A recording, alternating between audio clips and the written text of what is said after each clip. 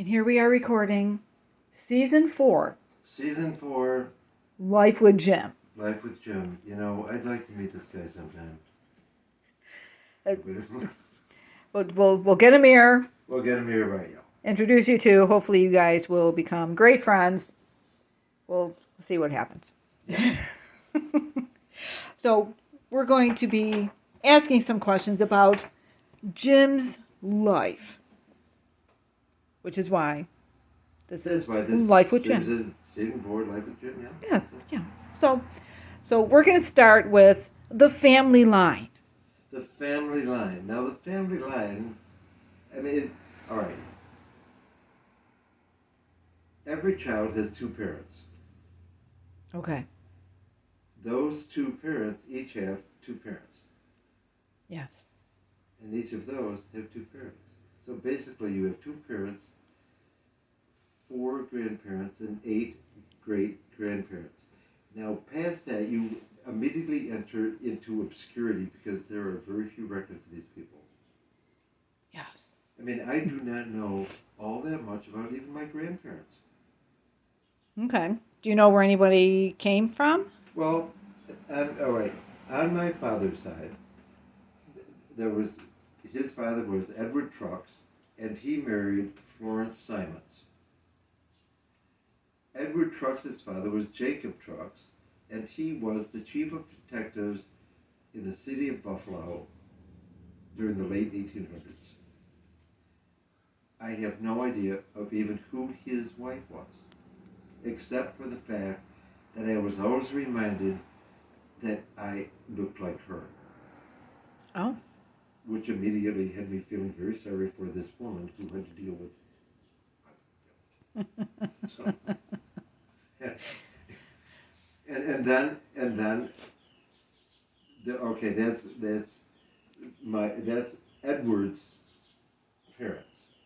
Now his wife Florence Simon's parents were Auguste Simons, whose painting is right up there, and his wife, and I'm trying to think of her name, but she was the one who in the family was always called the Yankee, and that was Grandma Simons, and she was this rough and tough old Yankee lady, and she was a seamstress, but she was one of these people, and she was in the days helped my mom and dad remodel their house.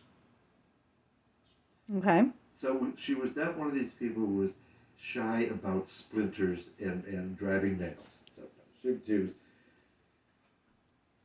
but for her time she was unusual, and she lived into her 90s, and I was a pallbearer at her funeral, along with some of my other cousins.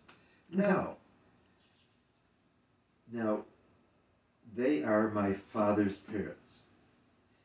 They were also the parents of my father's older brother, Edward, and the parents of his younger sister, Florence, who married Jack Brazil and had 5 girls, the Brazil girls, great girls.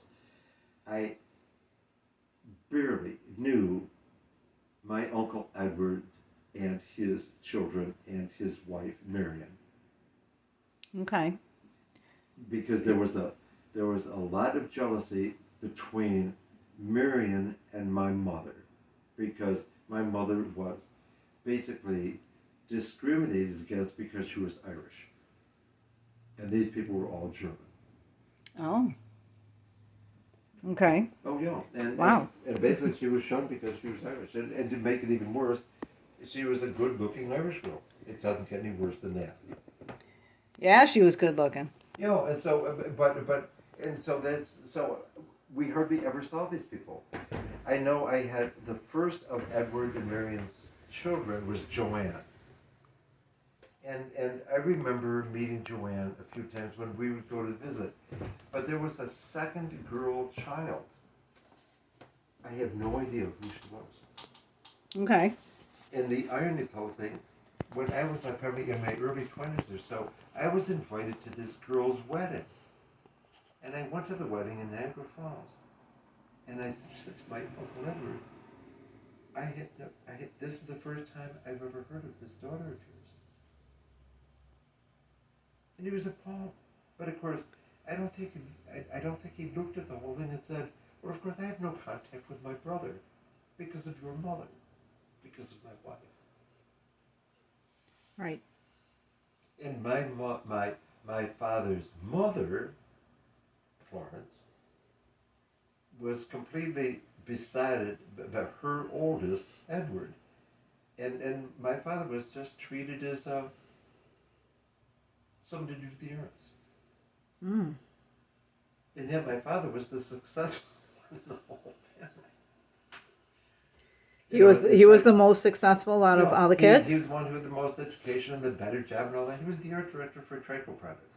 I mean, he was a very hardworking, very bright man and did a lot of stuff. He had a lot of eclectic interests and all that stuff. In the 1800s, they would have called him a polymath. Broad interest, great interest, and did a lot. Nobody else in the family did. And that was probably why he was diminished. How much education did he have? How high did he go? Pratt Institute in New York. Okay. Which was an art school. Okay. Was that 2 years or 4? I really don't know. Okay. I know I have his class pictures. Okay. Oh, I remember those. Yeah, I got those. And then, and now we're on Grandma Grandma Trux's side of the family, and we know very little about. I have no idea who her parents are. And yes, her mother was Grandma Simons, the rough, tough old Yankee girl. Okay. And her father would have been August. Past that, nothing. Only rumor, conjecture, because I know that August came from an aristocratic German family who were part of the Hohenzollern crowd. And he or his mother or something like that made the terrible mistake of marrying a commoner and was basically dismissed. Tell that story again. I like that story. That's all I know. Okay. I know nothing more. Nothing more was ever told to me.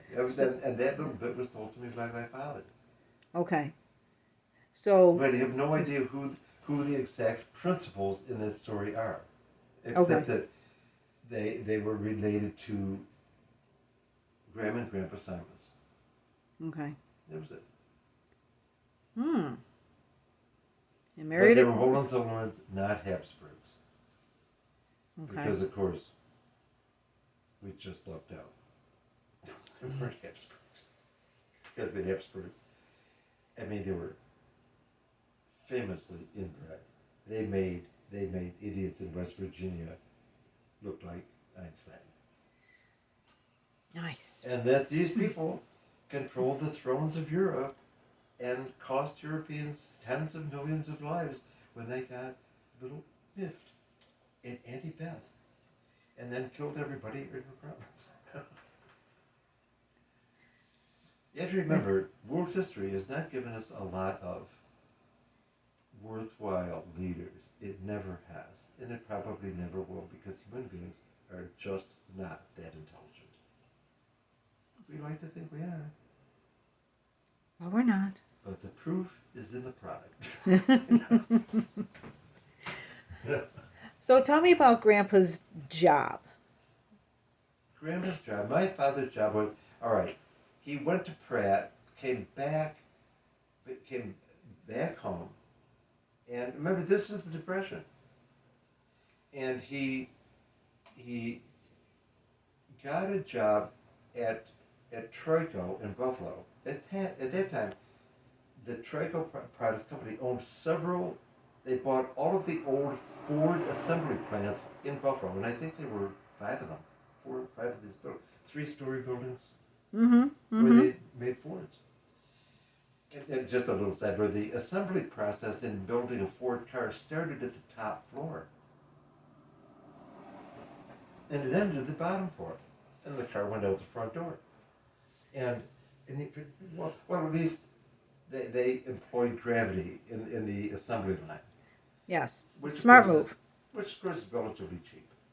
And so at any rate, so he got this job at Trico in the parts department. And old Mr. O'Shea, the guy who invented the vacuum motor, the windshield wiper motor, as on the old on what we call old cars, because now they're electric motors. Well, Trico makes those too, but back then it was the vacuum motor that only required engine vacuum to run them. And then old Mr. O'Shea discovered that he had this kid down in Perth who had gone to art school. So he called him up and he made him, my dad, the art director. And so now my dad goes from the Perth department and now he is a department head of one person. Okay. O'Shea gives him a card table, a chair, and one of those fluorescent desk lamps, and puts it down in the engineering garage at the plant on Washington Street in Buffalo. And Dad's in business. And so, but he took that position and just built it into this little empire, where eventually he controlled, I think, was the second floor of the vast majority of one of the plants. And that department not only did all of the designing for products for Trico, but they also did a lot of contract work for the other automotive companies. You know, and mostly in designing things like brochures and pamphlets. And if there was if Chrysler was having a big sales convention somewhere, say we'll just make this up in Detroit, and they wanted 124-page programs about what this 3-day conference was going to be about, they went to my dad and had them make them. Of course, they cost a fortune because these are all run off on big presses. Mm-hmm. So we're looking at that time and saying, how much to make the plate, to make page 1, how much did that cost? It cost hundreds and hundreds of dollars. So these pamphlets, when you looked at the cost of these pamphlets and the number of pamphlets was just 100, these pamphlets were worth a fortune apiece. But that the industry had to have them for that. They're not going to make 10,000 of them. You only need 100. But if they made 10,000, they would have been a lot cheaper. But what are you going to do with 10,000 of them when you only need 100? Right. So that was the kind of stuff they did, and the art department at Trico got these jobs because they were willing to do them. Because if you went to a regular printer, the regular printer would say, do you have any idea how much this is going to cost you for 100 of these? These things are going to be $1,800 a piece. And that's a lot of money back then. Oh yeah, you bought a house for that amount of money. Mm-hmm. Yeah. And so now my father is the department head of one and all this kind of stuff. And because of this, he gets a promotion. And he had been making $16 a week working in the parts department, but now he is the head of the art department and he is making $18 a week. At that point, he and my mom got married and bought a house. And Grandma didn't work. And Grandma worked at that time. She was working in a bakery, but because of the fact that the woman at the bakery asked her to do something that my mother felt was not her job to do, she quit. Really? How long did she work at a bakery? Oh, for several years. But as soon as that happened, and remember, this is in the middle of the Depression. Her husband, they got married because her husband just made $2 a week more than he had been making. And they bought a house. Okay. Was it the house in Hamburg, the one that I know? Right, yeah. Okay. Yeah. And that was the old Haviland farmhouse, because that house was at the corner of Lake Street and Haviland. And that was when my dad was a little kid. That whole place, that was a farm. That was the Haviland farm, and that was one of the first places he came to when he was a kid, when he would pedal his bike over from Orchard Park. So he grew up in Orchard Park. Yes. Where did Grandma grow up? Grandma? You mean my mother? Mm-hmm. She grew up in Armour. She was born in Springville, and her parents at that time, it was mostly Mom O'Donnell, ran a candy shop because her husband, Pop O'Donnell, Anthony Augustus O'Donnell, worked for the B&O Railroad. And the B&O Railroad ran through Springville. And there was a stop in Springville. So basically that's where they settled. Okay. And then later on, they moved to Armour, to the farm in Armour. Okay. And what about Grandma's siblings? Oh, all right. How many does she have? All right. My mother's siblings, there was Anthony, Rose, Bernie, John, and a baby who died in infancy, Vincent. Okay. And John was killed in Normandy in 1945, and Anthony was my. It was funny. Anthony was my godfather, and Rose was my godmother. All of the kids, all of my parents' kids, their godparents were all O'Donnells. There were no Trucks godparents. Okay. And I always thought that was strange. Why didn't Edward and Marion and those people, and the rest of the family, why weren't they part of that? But they weren't. And it could have been all of that thing because of Marion's attitude towards my mother. Now also remember, Marion didn't get it off the wall. Grandma Trucks felt the same way. Okay. Basically because my mother was Irish, and even worse, Black Irish, or you just have to tolerate these people. Okay. Now, who's the one? Do you know who came right from Ireland on Grandma's side? On Grandma's side, yeah, that was both of her grandparents on her father's side. Okay, that would have been Nanny O'Brien. Nanny Gillespie was Pop O'Donnell's mother, and Thomas O'Donnell was his father. They both came from Ireland, and that was like around in Erie around 1825 in that neck of the woods. Okay. And my brother Tom, he is named after Thomas O'Donnell, his great grandfather, and we found the trunk that he brought with him from Ireland in the attic at Mom O'Donnell's house. So Tom has that trunk. This little trunk. And all his worldly possessions were in that little trunk. Well, I think that was more of a norm. I'm thinking back in that time, because how much can you really carry, and how much did everybody really have? You had practically nothing, especially if you were an Irish peasant. The Irish peasants were the best fed peasants in Europe, and they were, but they had a diet that was mostly potatoes. The average Irish peasant ate 10 pounds of potatoes a day. That's a lot of taters. That's a lot of taters, but also there weren't a lot of fat Irishmen. Mm-hmm.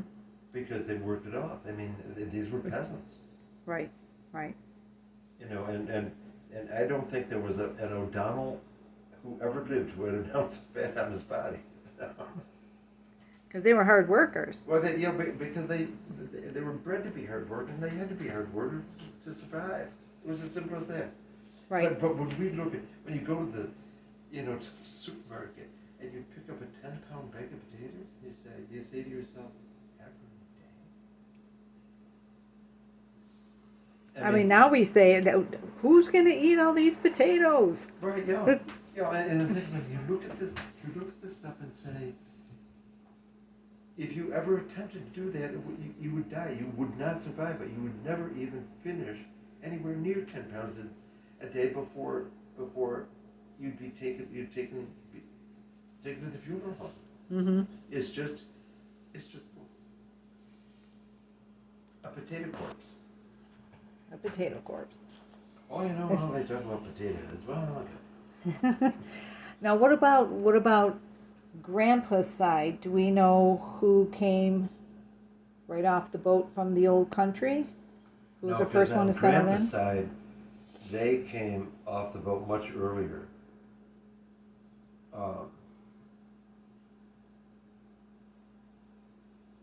But I have no idea. There was that kind of stuff was never discussed. In other words, like Grandpa Trux's father, Jacob Trux, the detective, who was his father, and his father no clue. Okay. And when that family came, no clue. I suppose the only thing I can tell you is that when we go through records looking for Truxes, Truxes people, we find that we know that in the Civil War, they fought on both sides of the war. There were northern Truxes and southern Truxes. Related. All the same family. Wow. But probably generations apart. But all the same bloodline. Mm-hmm. And we know that the southern Truxes were officers in the Korean War in the army because we have their records. But that's about it. Did Aunt Margie find those records, or who found those? Mostly Uncle Tom. Uncle Tom. Okay. Yeah, because he's the historian. Margie is the family archivist. Tom is not so much the family historian, but he is a research historian. That's what he does. And he writes American history, 1620 to 1750. Okay. And so, in other words, he has these techniques for researching these things, so he knows how to do it. So he would get on this bent where he's going to find out where are these, where is the Trux family dispersed across this country? Surprisingly, a lot of the Trux family originating, from Buffalo, is now in the Dakotas. Really? Okay. But they would have been those dads in that family. They are my great uncles. So it's geographically they're not that far away. Right. No, but then there are Truxes in places like Illinois that are family related further away. And I don't know if those Illinois Truxes originated in Buffalo or some other place where there were Truxes. Okay. Just have no idea, because we know there were Truxes in the northern Illinois infantry, and I'm trying to think of the name of the unit who fought in the Civil War. And one of those would have been. One of those was blood related to us because I had his sword. He was an officer, and I had his officer's sword, and I gave it to Tom to make sure that his boys had it to pass on. Right. Right. Wow. Yeah, I forget about the officer. Oh yeah, and when I found that sword in the attic when I was like maybe 12, 14 years old, Mm-hmm. it had never been dull. It was sharp as a razor. And so being an American male of that age, I had to test it. Oh and no. so out in the backyard there was a gap in a hedge, in our lilac hedge along the side. And my dad made this little barricade out of scrap 4x4s that were salvaged from the house when he was remodeling it. And there was just that. So, it was like maybe 3 feet high. It was just to keep us kids from running through there and ruining it. Right. So I take this sword and I whack that top 4x4 and it goes almost all the way through. I mean, I was lucky I didn't break the sword. But of course the sword was not iron, it was steel. And I thought, wow, this is really sharp. Of course then when that day when Dad came home from work, and of course we're all, hey Dad, you found this sword, it's really sharp. So he immediately took the sharp, took it to the cellar and put it on the grinder and dull it.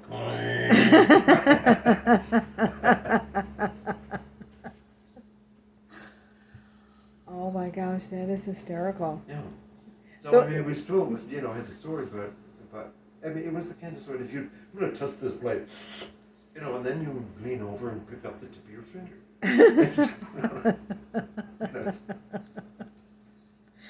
That's a mighty sharp sword.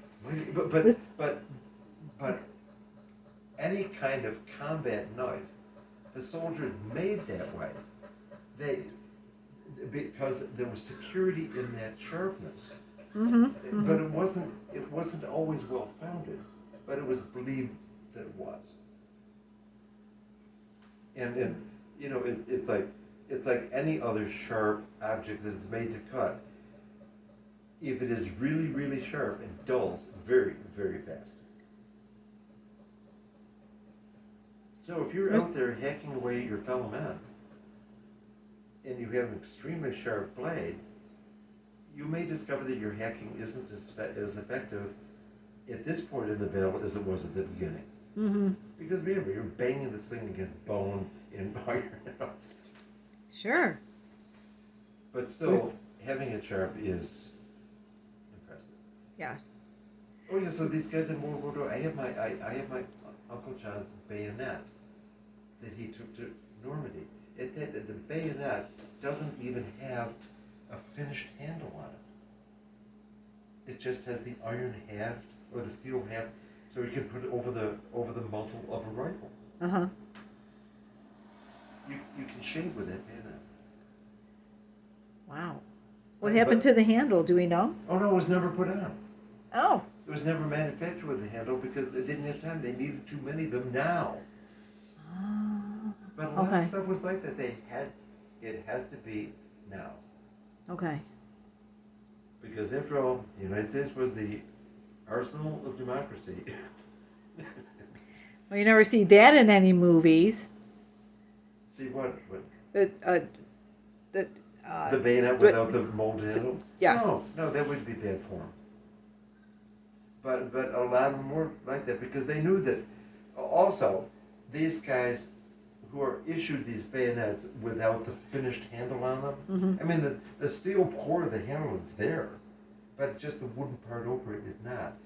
But my Uncle John was a medic, and so even though going ashore, he may have that bayonet in his bayonet scabbard, the chances didn't.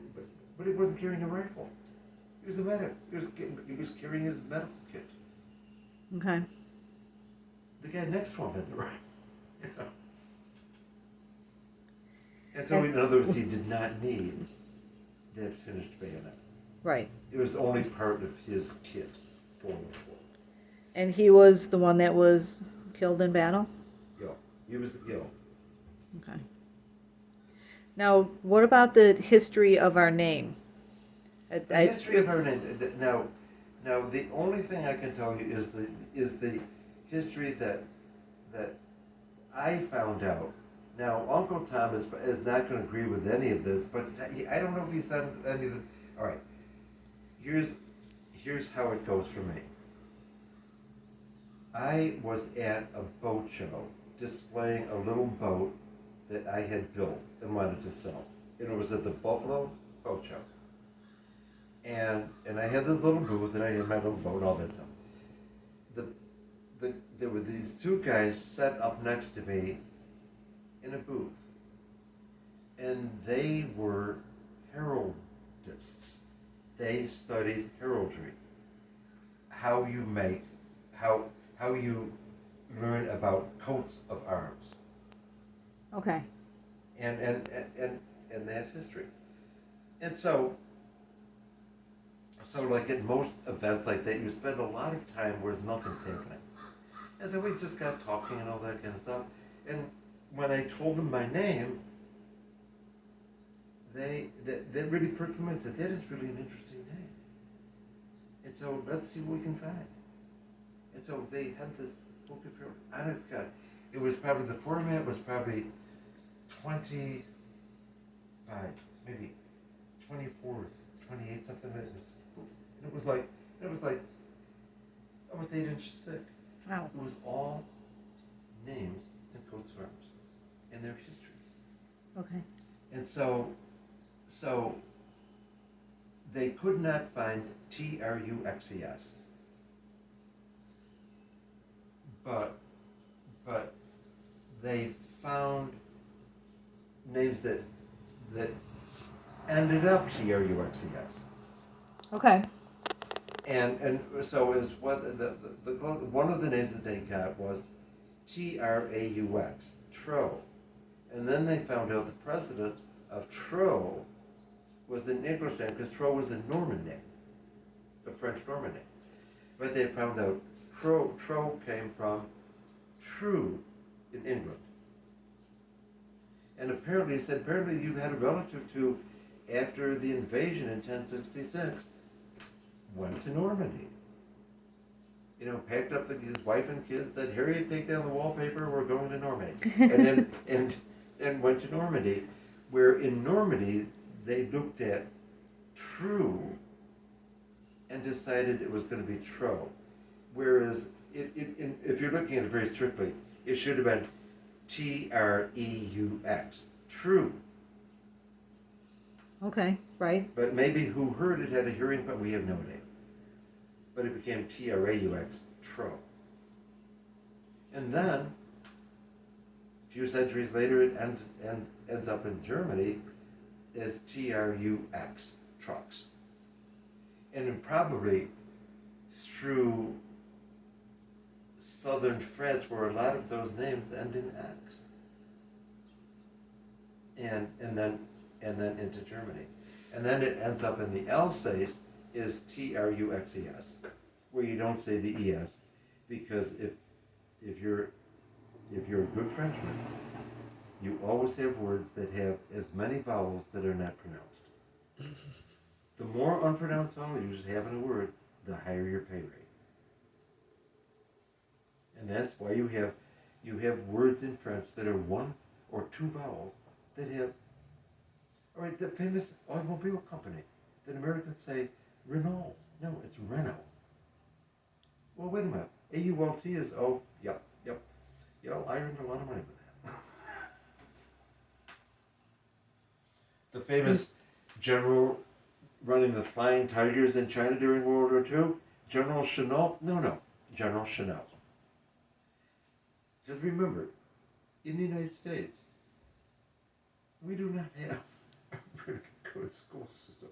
And of course the other part too is, you have to remember, if you have any English or British blood in you at all, you would never, as a matter of honor, pronounce a French name correctly. Do they mispronounce them on purpose? Of course they do, to diminish the French. Nice. Yeah. So are you saying our family went from England? As far as we know, yeah, into Normandy, into probably, I'm just looking at England, Normandy, Germany, Alsace. But it was probably a lot more complicated because those Trux boys appear in derivatives all over the place. Now Up and down Normandy. the African coast. Now Normandy at that time would have been part of what country? France. Because of course we're going to think, you know. Let me put it this way: it was always part of this group of principalities that we call France. Mm-hmm. But when the Danes arrived, they made this deal, and I think it was King Francis the something. Say, because the deal was, you give us this land, we protect you from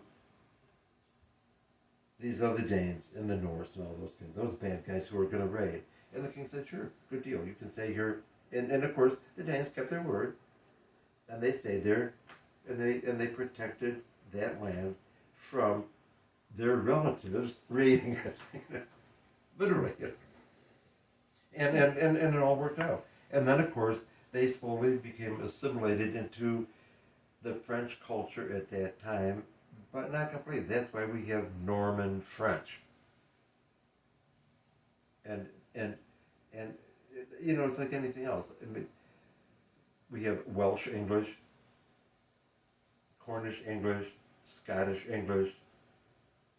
You know, and but basically they just got assimilated into one. Now we don't even think of them as Normans. They're Frenchmen, and they live in this province called Normandy.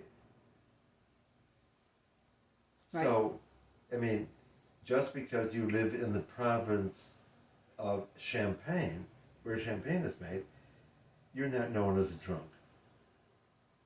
For the same reason. Yeah.